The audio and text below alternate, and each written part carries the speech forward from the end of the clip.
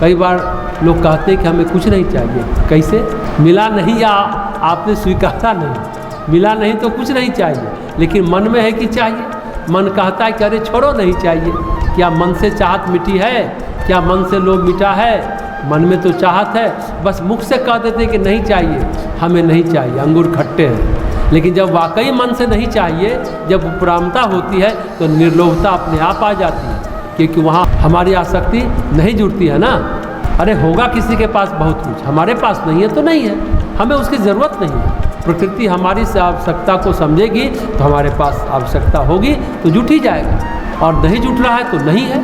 लोभ अपने आप ही विसर्जित हो जाता है। इसलिए रहीम कहते हैं ना, गोधन गजधन बाजी धन और रतन धन खान, जब आवे संतोष धन सब धन धूरी समान। गाय हो यानी गोधन, गजधन यानी हाथी हो। उस ज़माने में जब रहीम ने लिखा होगा दोहा तो वो ज़माना था गोधन का, गजधन का। आज तो कहेंगे एरोप्लेन हो, कार हो, आज तो हाथी की जगह कार है। आज कोई हाथी के ऊपर बैठता है क्या? आज तो लोग कार में बैठते हैं, मर्सिडीज में बैठते हैं। आज हाथी कहाँ है? गजधन बाजीधन यानी घोड़े। आजकल घोड़े कहाँ हैं? स्कूटर में बैठते हैं लोग, मोटरसाइकिल में बैठते हैं। आजकल घोड़े हाथी क्या हो गए? घोड़ा हो गया मोटरसाइकिल, और मोटरसाइकिल में बैठ करके लोग सवारी का आनंद लेते हैं। और हाथी हो गया कार। कितना बड़ा हाथी? मर्सिडीज खरीद लिया तो बड़ा हाथी, BMW ले लिया तो उससे बड़ा हाथी। तो आजकल ये हाथी है लौह हस्ती, घोड़ा लौह अश्व के रूप में मोटरसाइकिल है। मोटरसाइकिल में बैठकर घुड़सवारी का आनंद लीजिए। आजकल घोड़ा कौन लिए घूमता है? आजकल घोड़ा नहीं रखता कोई। घोड़ा घास खाता है और ये पेट्रोल खाती है मोटरसाइकिल। तो गोधन गजधन बाजीधन अगर आज के ज़माने में लिखा जाता तो लिखा जाता कि मोटरसाइकिल हो या कारें हो, इनसे कोई आसक्ति नहीं है। सब धन धूल के समान होता है जब संतोष मिलता है। संतोष न मिले, चाहे कुछ भी मिल जाए, लगता है कि ये कम है। तो संतोष धन सबसे बड़ा धन है। कई बार देखिए पेपर में अक्सर निकलता है। एक बार निकला था तमिलनाडु के मुख्यमंत्री जयललिता के बारे में। जब उन पर आय से अधिक संपत्ति का मुकदमा चला तो निकला कि उनके पास कितने हजार जोड़ी जूते थे। आदमी एक जूता पहनेगा, दो पहनेगा, 5 जूता पहनेगा, लेकिन कितना जूता पहनेगा? उनके पास हजारों जोड़ी जूते चप्पलें सैंडल थे, और साड़ियाँ तो पूछे मत कितनी थी। वो कितनी साड़ियाँ पहनी? एक आदमी अगर रोज़ बदल कर पहनेगा साड़ी तो 365 होगी साल में, लेकिन उनके पास बहुत थी। उपयोग का तो पता नहीं, बस रखी थी उनके पास। लोगों को संतोष होता है देख देख कर। जूते रखे हैं तो कितना भी जमा करते जाओ फिर भी लगता है कि ये नहीं है, कम पड़ता है। कोई नई चीज़ बाज़ार में आती है तो लगता है ये हमारे पास नहीं है, फिर ये भी ले ले, फिर वो भी ले ले। लोभ की कोई सीमा नहीं है, कहीं कुछ नहीं है इसका। लेकिन जब उपरामता आती है, लोभ चला जाता है। ये उपरामता महावीर के जीवन में आई, ये प्रत्येक साधक तपस्वी के जीवन में आती है।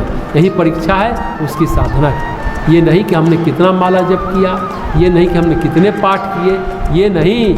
कसौटी यह है कि अब घटनाक्रम हमें प्रभावित करते हैं या नहीं प्रभावित करते हैं। हम सुख दुख से शत्रु मित्र से ऊपर उठे हैं या नहीं उठे हैं। ये है उपरामता।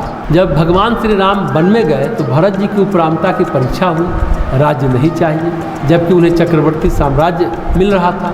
गोस्वामी तुलसीदास जी कहते हैं, अवधराज सुरराज सिंहाही, दशरथ धन सुनिधन लजाए। अयोध्या का राज ऐसा था कि इंद्र का राज्य फीका पड़ जाए, इतना वैभव और ऐश्वर्यशाली राज्य था।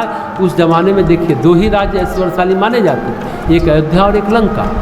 या तो लंका का राजा समृद्धशाली माना जाता था या अयोध्या के महाराज समृद्धशाली माने जाते। लंका से भी कुछ अधिक समृद्ध साम्राज्य महाराज दशरथ का था। पूर्वजों का, पुरखों का राज था वो। अयोध्या के राजाओं में वो सामर्थ्य होता था कि वह अश्वमेध और सर्वमेध यज्ञ कर सके। सर्वमेध यज्ञ जो होता था उसे राजा अपना समूचा धन और संपत्ति जन कल्याण के कार्यों में एक बार विसर्जित कर देते थे, उसे कहते थे सर्वमेध। कहते हैं महाराज रघु, दशरथ के पूर्वज, दशरथ के पितामह महाराज और आज के पिता रघु, जो महाराज रघु ने सरमेध यज्ञ किया, अपना सारा धन, अयोध्या की सारी संपत्ति, सारा महल का वैभव उन्होंने जन कल्याण के कार्यों में खर्च कर दिया। कुछ था ही नहीं उनके पास। अयोध्या के महाराज एक बार फिर से मिट्टी के बर्तनों में खाना खाने लगे। उसी समय कहते हैं कि ब्रह्मचारी गुरुकुल से पढ़ करके आया और वह श्रेष्ठ कार्य करना चाहता था। लोगों ने कहा था कि अगर ये कार्य करना चाहते हो तो धन कहाँ से लाओगे? तो पूछा आप ही बताएं कि हम धन कहाँ से लाएं? तो लोगों ने बताया था कि महाराज रघु के पास जाओ, रघु के पास दान करने की, देने की सामर्थ्य है।